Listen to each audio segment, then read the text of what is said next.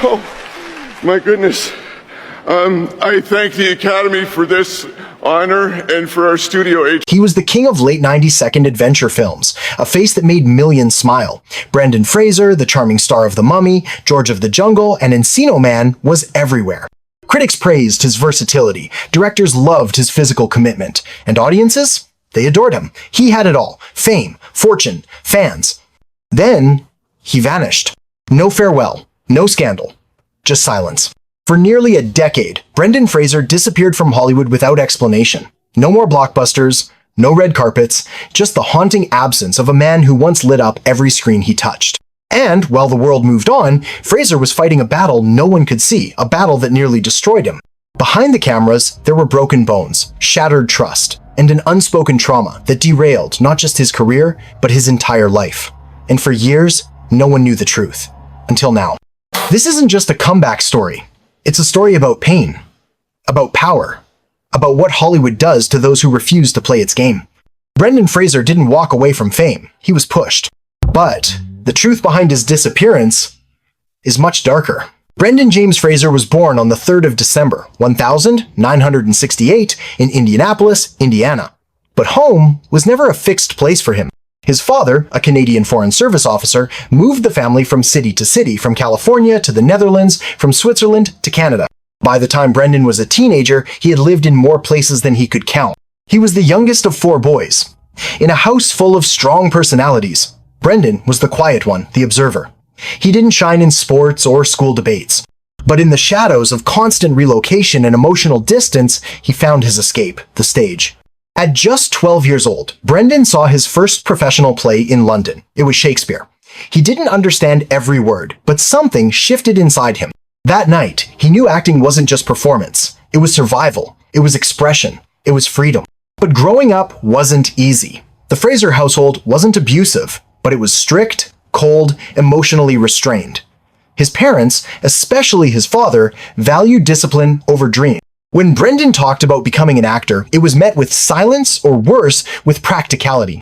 Despite the lack of support, he clung to his instincts. He began studying theater, eventually graduating from Cornish College of the Arts in Seattle. He was tall, handsome, and expressive, but underneath, still that shy, displaced boy searching for belonging. When he moved to Los Angeles in the early 92nd, he wasn't chasing fame. He was looking for a place to be seen, to be understood. He slept on friends' couches, took odd jobs, and auditioned relentlessly. And slowly, Hollywood began to take notice. But even as doors started to open, Fraser carried a quiet insecurity, the kind that never fully fades when you've spent your childhood packing bags and hiding emotions. Behind every smile was a kid who'd learned to adapt just to survive. Brendan Fraser's breakout didn't come with a bang, it came with a laugh. In 1992, he starred in Encino Man, playing a thawed-out caveman trying to survive high school. The film was absurd. Silly, even. But Fraser? He was magnetic. His physical comedy, his innocence, his charm, Hollywood took notice. That same year, he stunned critics in School Ties, playing a Jewish student facing anti-Semitism at an elite prep school. The contrast was staggering. He wasn't just funny, he could act. Really act. From there, the rise was rapid. In George of the Jungle, 1997, he swung shirtless through box office records, embodying goofy masculinity with heart.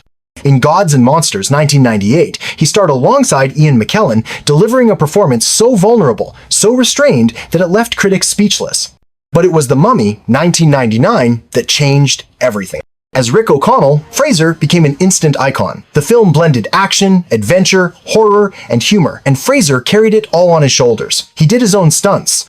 He brought depth to a genre that didn't ask for it. The Mummy was a smash hit, spawning sequels, merchandise, and global fame.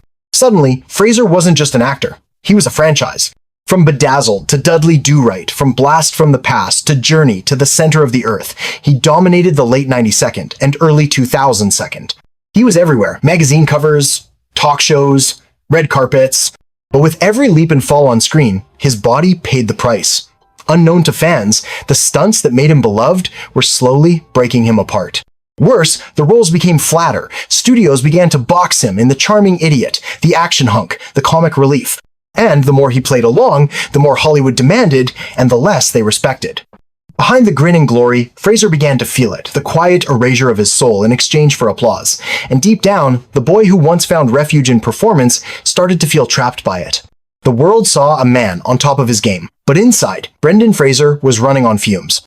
At the peak of his fame, Brendan Fraser was a man quietly falling apart. Behind the blockbuster stunts and red carpet smiles, his body was deteriorating. Years of physical performances, the punches, the falls, the reckless commitment left him in chronic pain. Between 2003 and 2010, Fraser underwent multiple surgeries. A partial knee replacement, a laminectomy to relieve his spine, vocal cord repair. He was in and out of hospitals, barely able to function between shoots. But the physical toll was only half the story. In 2003, at a luncheon hosted by the Hollywood Foreign Press Association, Fraser was assaulted. The man responsible? Philip Burke, the then president of the HFPA, the organization behind the Golden Globes. In a quiet moment, Burke reached out and groped Fraser in a way that left the actor frozen, humiliated, and violated. Fraser didn't fight back. He didn't scream. He simply left the room, and everything changed. He told no one at first. When he finally reported it, the response was silence. No investigation, no public acknowledgement, and slowly, the offers stopped coming. Fraser would later say, "I felt like something had been taken from me, like I wasn't even human anymore." The assault haunted him, not just for its cruelty, but for what it represented, the ruthless power structures of Hollywood that protect the powerful and punish the vulnerable. Around the same time, his personal life collapsed. His marriage ended in divorce. His mother died of cancer. He began to suffer from depression, withdrawing from public life. His finances were strained. He was broken, emotionally and physically, and the industry that once cheered his every move now turned away. Roles dried up. Studios stopped calling. For nearly a decade, Brendan Fraser, once a household name, disappeared into quiet obscurity. It wasn't a scandal that ruined him, it was silent. And the unspoken rule in Hollywood, speak out and we'll erase you. By 2015, Brendan Fraser was a ghost in the industry he once ruled. He was living in near anonymity in upstate New York, far from the premieres and paparazzi. His face had changed, fuller, heavier, worn. The sparkle in his eyes? Gone. In interviews, he seemed fragile, halting, as if each word carried a weight no one else could feel. The man who once swung across jungle vines and fought ancient curses now battled something far more terrifying, the belief that his best days were behind him. There were no headlines, no scandals, just a long, quiet descent into near invisibility.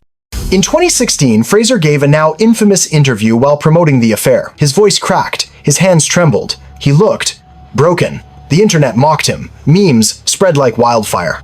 But what they didn't see, what they refused to see, was a man barely holding himself together. That wasn't awkwardness. That was trauma. He later confessed that the interview was recorded shortly after the death of his mother. He had been grieving in silence. Still, Hollywood didn't care. The press moved on. Fraser, however, didn't. But then, something shifted. Not in Hollywood, but in him. He began accepting smaller, riskier roles. In Trust, The Affair, Doom Patrol shows, where he wasn't the handsome lead, but the wounded soul. And audiences noticed. Slowly, a quiet groundswell of support began to grow. A generation who had grown up with him began to ask, where did Brendan Fraser go? And why? And that whisper turned into a roar when Darren Aronofsky called. The role? Charlie, a 600-pound man grieving the loss of his partner, eating himself to death in The Whale. It was brutal, honest, raw, and Fraser gave it everything. At the Venice Film Festival, after the credits rolled, the audience stood up and clapped. For 6 full minutes, Fraser cried, not performative tears, real, shaking sobs. Because after all the silence, all the pain, someone finally saw him again. That wasn't just a standing ovation, it was a resurrection. Brendan Fraser didn't just make a comeback, he reclaimed his humanity in front of the entire world. When he stood on the Oscar stage in 2023, holding the Golden Statue for Best Actor, he wasn't just thanking a director or a co-star, he was thanking the part of himself that refused to die. The part that held on when everything fame, health, family, self-worth seemed lost. I started in this business 30 years ago, he said, voice trembling, and things didn't come easily to me. But there he stood, not as the man he once was, but as someone more whole. Colleagues, fans, even former critics now speak of him with reverence. Darren Aronofsky called his performance in The Whale a gift to cinema. Actors like Dwayne Johnson and Sadie Sink praised his kindness and depth. But beyond the applause, Brendan's true legacy is quiet, found not on screen, but in the hearts of those who know what it means to be discarded and to rise again. He taught us that silence does not mean surrender. That disappearing isn't the same as giving up. And that healing, though slow, painful, and often invisible, is still possible. Brendan Fraser was never just the adventurer. He was always the survivor. Maybe we loved the character, but we never really knew the man behind it. Until now.